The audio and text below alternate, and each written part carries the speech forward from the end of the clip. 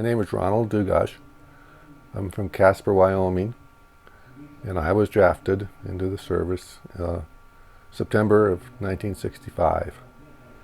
What were you doing at the time? I went to a year of college, and evidently I got so smart that I didn't need to go back, you see, so I wasn't there anymore. I was working for an auto parts store, and I was drafted shortly after dropping out of college. And then you went on to basic. Where did you go? I went to basic and AIT in Fort Leonard Wood, Missouri, from September until January of '66. Then January '66, I shipped out directly to Vietnam from Fort Leonard Wood. What do you remember when you first got there? It was hot. We were landed at Ton Sonut, and one of the sergeants that was there trying to take charge of us, he put us to work putting pierced steel planking on the runways at Ton Sonut. And all of us guys in our dress uniforms and stuff, we were out there humping the pierced steel planking to try and put it down for Ton Sonut Air Base. Once you got settled, what was your job? Went to Quinnon, Vietnam. Went to the 509th Bridge Company. It used to be called a Bailey Bridge, then now it was called a Panel Bridge Company. We were attached to a floating bridge company that was attached to the 18th Engineer Brigade. So we were attached to the 18th Engineer Brigade in Quinnon. Tell us some stories you'd like to share. Well, there's one big one, I guess, that sticks in my mind.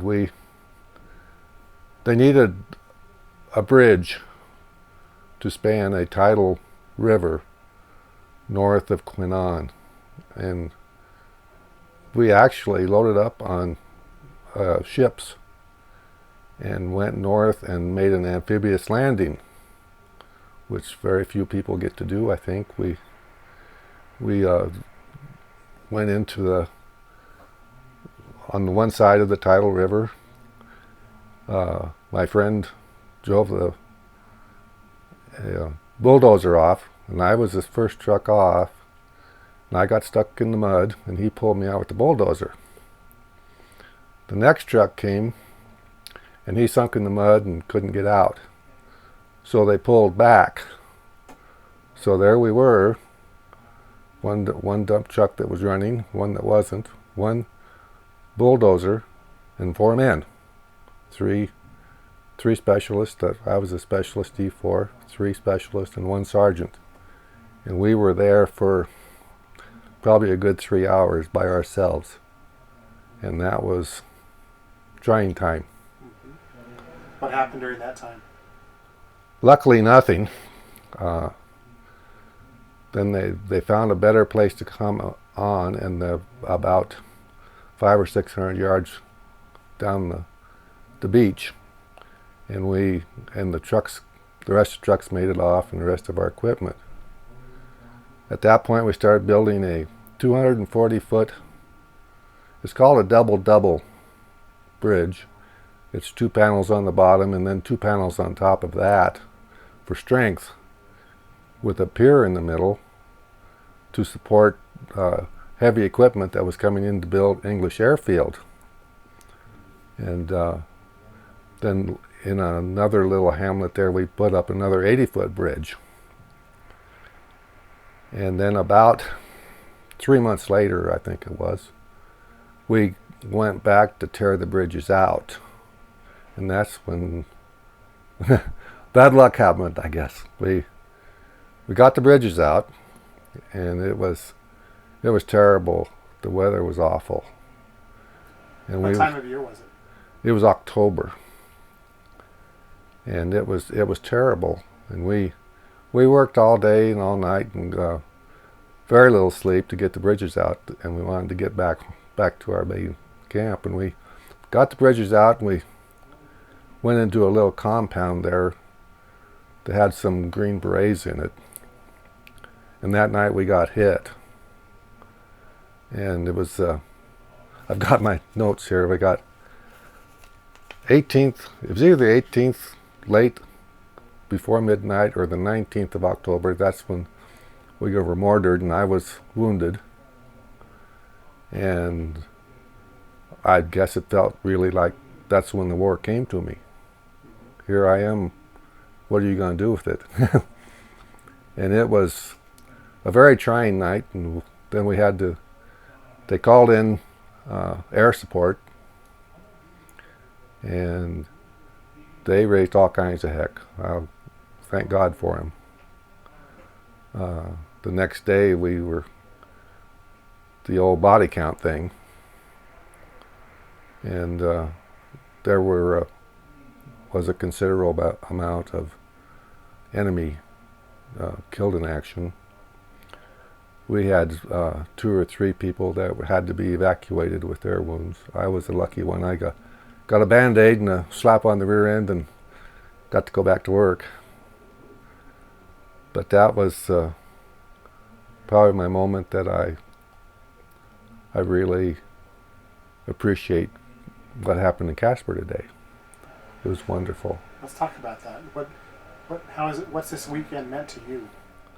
It just, I guess I never really knew what it meant to have a homecoming. I see them on TV all the time. And what's the big deal? Well, I found out what the big deal is today. I saw people clapping and saying, we love you, and we love all of you. I remember one gentleman saying, I love every one of you. And a man that's on the radio in the mornings, he was out there and clapping and giving us, just wonderful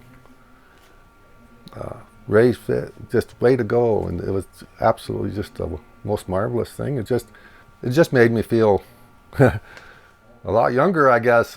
And I walked. There was several of us that walked it, which was, I think, the best way to do it, because you got to go shake hands with people, and everybody smiling. Little kids coming up and shaking hands and saying, thank you so much. And it was just as bad as the 19th of October 67 was. That this was just the total opposite. When you left the service, tell me about when you left the service and how you were perceived at that time. In Casper, Wyoming, it wasn't bad. I came back I got out kind of early, before a lot of because I was there early. So I got back in January of 67. And it wasn't too bad. Casper was absolutely wonderful. My brother and father were both members of the Elks Club. The Elks Club, when I came home, they were having an initiation. They rushed me through, and they indoctrinated everything in 1 hour, which usually takes a month. Mm-hmm. So Casper was wonderful. I got stationed at Fort Belvoir, Virginia for almost 9 months, from January to September, when I got out of the service. And it was kind of getting a little bad there, but Casper was always wonderful, really good. Last chance, if you want to look at your notes for just a minute, is there anything else you want to add? There is one thing I'd like to add, and I don't need my notes for this one. Go right ahead. Mainly the notes were to remind me of when the dates were. Sure. Of when I was wounded. I worked with 3 really good friends at the gas company when I worked there. And they were 3 Vietnam veterans. And I was thinking about, can I go to this with somebody that I worked with? And I got to thinking, all 3 of them are dead. I had one friend a very good friend, that had diabetes, and he swore that Vietnam was the cause of the diabetes. Another friend was in the artillery, and he died of cancer. One that tears me up constantly, I had a friend commit suicide.